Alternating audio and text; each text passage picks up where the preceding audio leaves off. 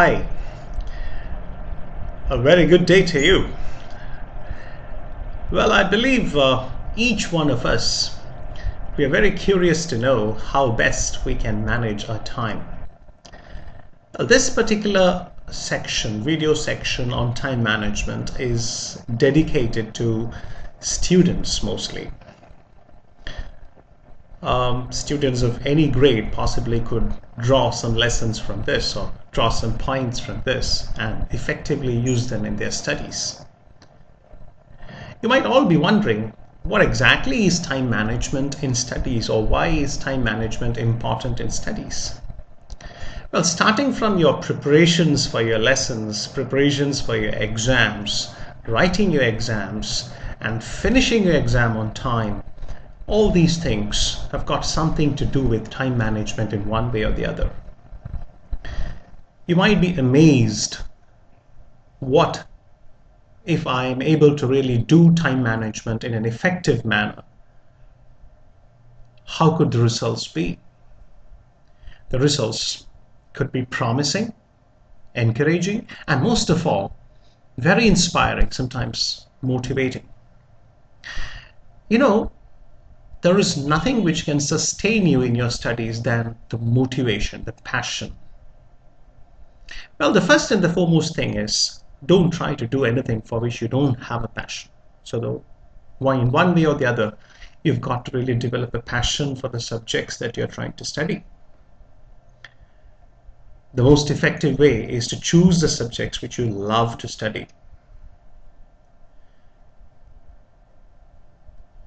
Now, when you do this, you might be asking, what are the techniques of time management? The first and the foremost thing which I feel as a student, what is important for you is your commitment. Now, when I say it's your commitment, you're committed to the sense of purpose for which you're sitting to study. So when you sit to study a particular section in physics, you should try as hard as possible, as much as possible, to finish that particular segment or that particular section. Now, this doesn't mean that you should not really get up. Or see, you're a human being, you can get up from your study table, but make sure that you get back to the study table in order to achieve your sense of purpose. So the first and the foremost thing that you need to keep in mind is that you need to be committed to the purpose for which you're sitting to study. Well, this doesn't mean, the second thing which I would feel, what is important is to have fun while you study. Now, this doesn't mean that you have to make a joke of your study lessons. No, it simply means that enjoy what you're doing so that actually it becomes something which you love to do. So enjoy your studies, enjoy what you're doing, and do it in such a way that you understand. Don't try to by heart. Don't try to possibly, imitate. Don't try to simply read possibly about 15, 20 times and get frustrated.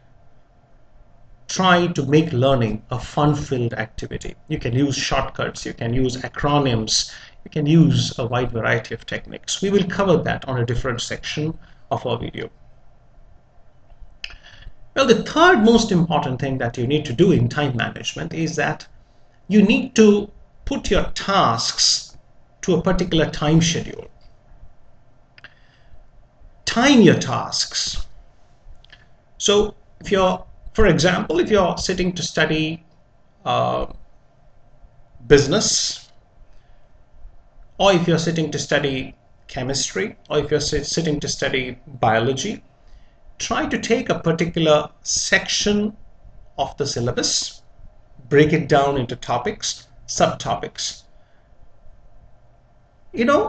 During a given period of time, say for example 60 minutes, within 60 minutes, you have to really time a particular task, a particular section of the syllabus or a particular section of the topics that you need to cover. You're trying to put them under a particular schedule. Now you might be asking, how do I know whether 60 minutes is enough to cover a particular section of the topic or a particular topic? Nobody knows. Unless and until you try, nobody would know. I agree. But when you time it, don't time it on a shoestring budget. Like, say, for example, don't try to time it in such a way that 60 minutes, 1 minute plus or minus, you're going to be in trouble. No, always put some buffers, put some extra time, so that it helps you in case you're not able to finish on time. You will be able to eventually, make up for the time that is lost. Well, the next thing is that you need to learn to do one thing at a time. Now, the whole world is speaking about multitasking. Now, it's easy to speak about multitasking, but I think the human brain is not actually made, I don't know, I beg to differ. It's not made in such a way that you can possibly go deep into a task, come out, and again immediately start another task which is completely different. See, for example, you study mathematics. You're deep into your problems, into your algebra, into your trigonometry, and suddenly you come out possibly into the double entry accounting system. Now, this practically may not be as easy as what people think it is. So I think try to do one thing at a time. So if you schedule to do, or if you time to do a particular task, stick to that task, complete it. Once you complete it, it gives you a sense of satisfaction, and that can be your biggest motivator. This is what I feel. Now, blocking out your time into doing regular tasks can be a very big, help when you really do time management in an effective manner. Now, when you block out your time, it simply means that every day, for regular tasks, see, for example, you have, a maths lesson, maybe with a teacher at a particular time. So block out that particular time. Or you want to really do some physical exercise, or you want to do some dancing, you want to do some singing, you want to do some activity on a regular basis. Block out that time. Don't use that time for your studies.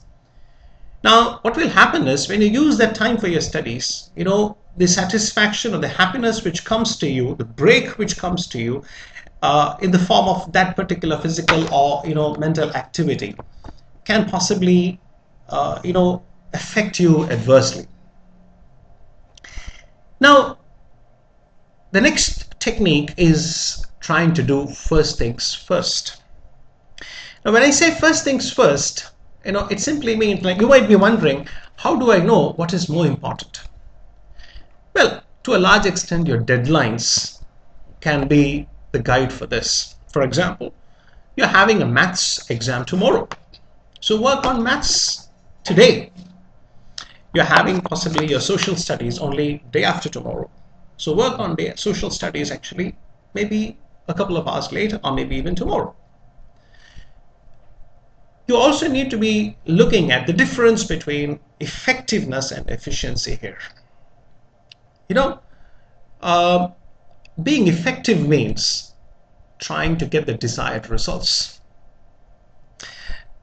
Efficiency can mean trying to do more with limited time. I can give you an example. On a day when you have been studying for 5-6 hours continuously, it is quite likely that physically and mentally you're exhausted, you're tired.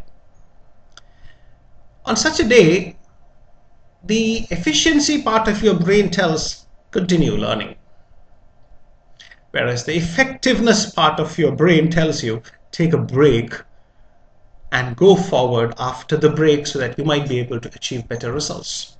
Otherwise, you're already tired, you keep on dragging, and it becomes very frustrating when you're not able to understand what you're trying to read or what you're trying to study. Well, the next thing that you need to keep in mind is nothing but having a lot of flexibility in your schedules. Don't be too rigid. Don't be too strict, saying that this particular time I'll use only for this particular purpose. There can be an instance where you need to really make allowances. Sometimes you might have to go out, attend a birthday party, attend a friend's wedding, or possibly accompany your parents in order to really attend to some errands, maybe to buy a few things of your own from the shop outside. So in such instances, I think it is extremely important that you do your scheduling, your timing, or timing of tasks in a very, very flexible manner. Don't be too rigid. Now, this is not a military camp. I mean, you're trying to achieve results. At the end of the day, as I told you, you're looking at effectiveness, which means you're trying to look at achieving the results that you desire.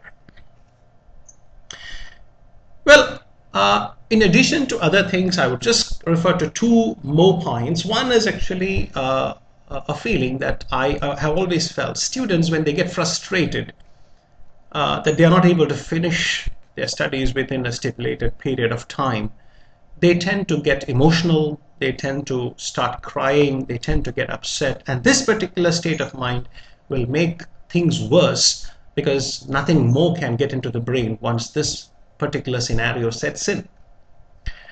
So what is more important is not to create this situation. You need to be very strong. Respond. Don't react.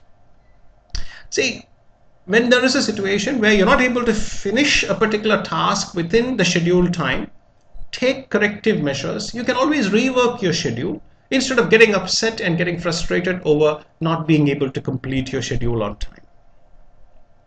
It's always, the schedule is prepared by you, so you can always rework your schedule. And the last point which I want to make here is that if you want to study effectively, if you want to study with desired results, you have a very big responsibility to organize your study environment also.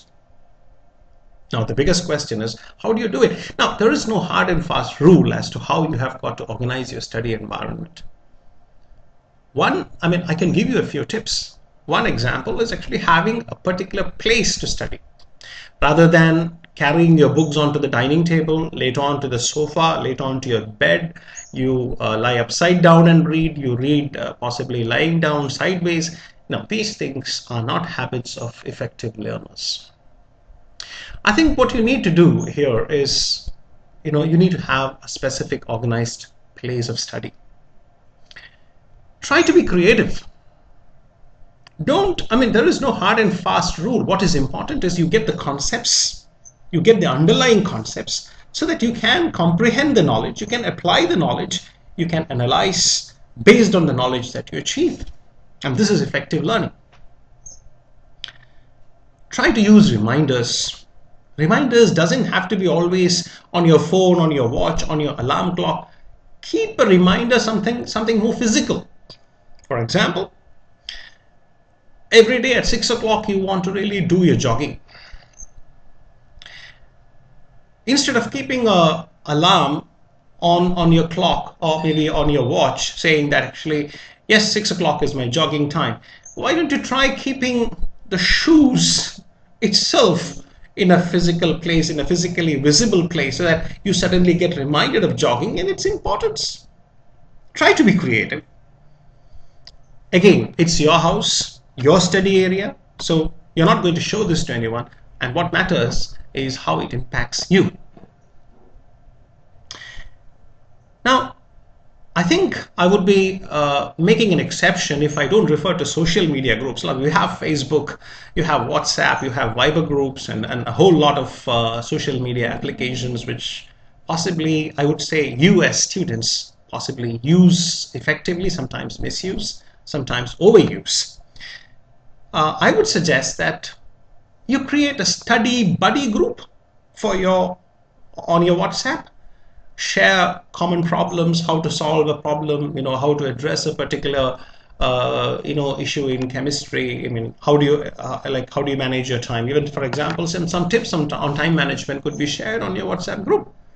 So try doing that, and it could possibly make things easier for you as a student. And I would also advise you, if you're very serious about your studies, you may always request your friends not to really call you during your study hours. You can say, I'll be free after 8 o'clock. Give me a call around that time. Try not to call me before that, unless and otherwise it's really, really urgent. But friends, I feel these are some simple tips which I feel actually can be helpful for you in managing your time effectively and in a way that you possibly find it helpful to really get some good results. I hope you found this interesting. Thank you.